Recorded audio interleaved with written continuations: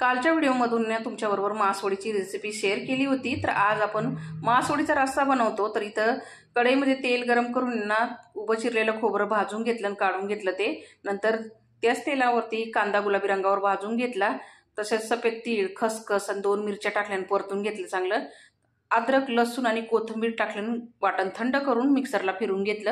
आता त्याच कढईमध्ये मी तेल गरम करून घेतलं आणि वाटलेलं वाटण टाकून ना परतून घेतलं। नंतर घरगुती मसाला, गरम मसाला, धना पावडर, हळद आणि काश्मीरी मिरची पावडर टाकली आणि तेल सेपरेट होईपर्यंत हा मसाला परतायचा आहे।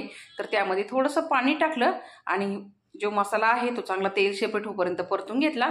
नंतर ना इथं जेवढी ग्रेव्ही हवी आहे तेवढं मी गरम करून पाणी टाकलेलं आहे आणि स्लो गॅसवरती चांगला 10-15 मिनिटं रस्सा उकळून दिला।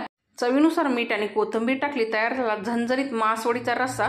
तुम्ही कसा बनवता मासवडीचा रस्सा कमेंट करून नक्की सांगा। जाता चॅनलला सबस्क्राइब करा, व्हिडिओला लाईक करा। धन्यवाद।